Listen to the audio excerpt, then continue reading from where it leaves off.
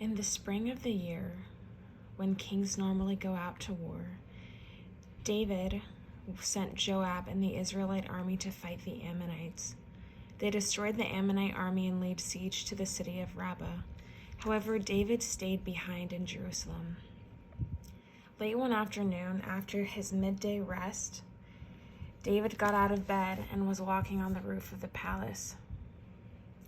As he looked out over the city, he noticed a woman of unusual beauty taking a bath. He sent someone to find out who she was, and he was told she is Bathsheba, the daughter of Eliam and the wife of Uriah the Hittite. Then David sent messengers to get her, and when she came to the palace, he slept with her. She had just completed the purification rites after having her menstrual period. Then she returned home. Later, when Bathsheba was discovered that she was pregnant, she sent David a message saying, "I am pregnant." Then David sent word to Joab, "Send me Uriah the Hittite." So Joab sent him to David. When Uriah arrived, David asked him how Joab and the army were getting along and how far the war was progressing. Then he told Uriah, "Go on home and relax." David even sent a gift to Uriah after he had left the palace.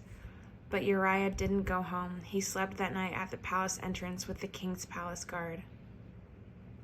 When David heard that Uriah had not gone home, he summoned him and asked, "What's the matter? Why didn't you go home last night after being away for so long?" Uriah replied, "The ark and the armies of Israel and Judah are living in tents, and Joab and my master's men are camping in open fields. How could I go home to wine and dine and sleep with my wife? I swear that I would never do such a thing." "Well, stay here today," David told him, "and tomorrow you may return to the army." So Uriah stayed in Jerusalem that day and the next. Then David invited him to dinner and got him drunk. But even then he couldn't get Uriah to go home to his wife. Again he slept at the palace entrance with the king's palace guard. So the next morning, David wrote a letter to Joab and gave it to Uriah to deliver. The letter instructed Joab, "Station Uriah on the front lines where the battle is fiercest, then pull back so that he will be killed." So Joab assigned Uriah a spot close to the city wall where he knew the enemy's strongest men were fighting. And when the enemy soldiers came out of the city to fight, Uriah the Hittite was killed along with several other Israelite soldiers.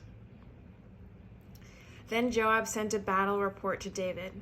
He told his messenger, "Report all the news of the battle to the king." But he might get angry and ask, "Why did the troops go so close to the city? Didn't they know there would be shooting from the walls?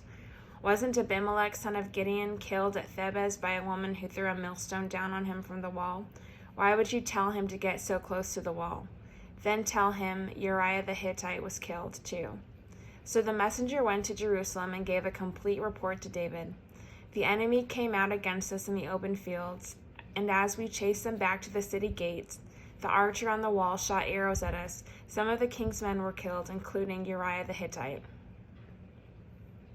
"Well, tell Joab not to be discouraged," David said. "The sword devours this one today and that one tomorrow. Fight harder next time and conquer the city." When Uriah's wife heard that her husband was dead, she mourned for him. When the period of mourning was over, David sent her and brought her to the palace, and she became one of his wives. Then she gave birth to a son, but the Lord was displeased with what David had done. So the Lord sent Nathan the prophet to tell David this story. There were two men in a certain town. One was rich and one was poor.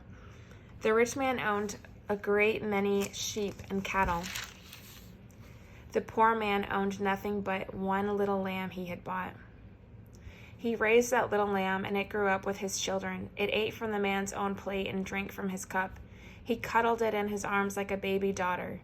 One day a guest arrived at the home of the rich man, but instead of killing an animal from his own flock or herd, he took the poor man's lamb and killed it and prepared it for his guest. David was furious. "As surely as the Lord lives," he vowed, "any man who would do such a thing deserves to die. He must repay 4 lambs to this poor man for the one he stole and for having no pity." Then Nathan said to David, "You are that man. The Lord, the God of Israel, says, I anointed you king of Israel and saved you from the power of Saul.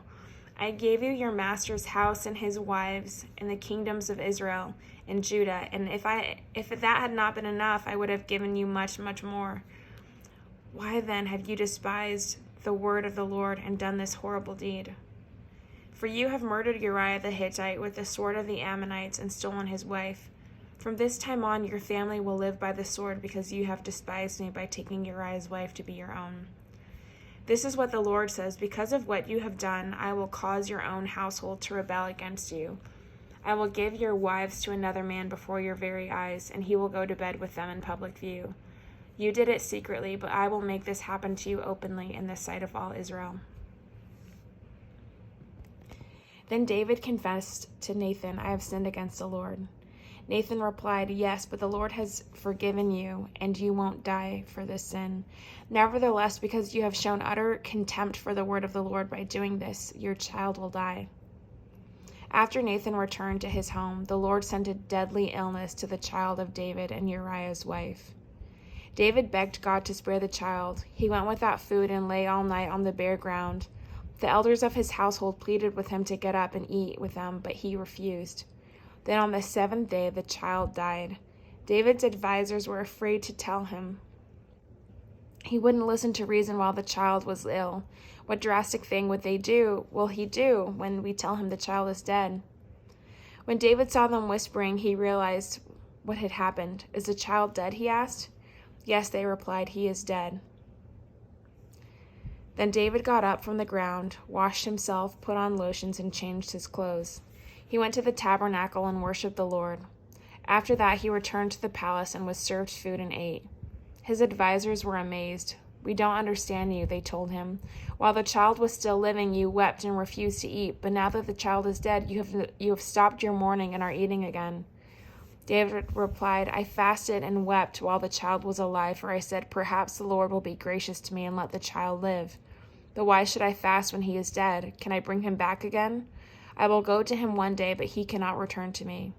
Then David comforted Bathsheba, his wife, and slept with her. She became pregnant and gave birth to a son, and David named him Solomon. The Lord loved the child and sent word through Nathan the prophet that they should name him Jedediah, which means beloved of the Lord, as the Lord had commanded.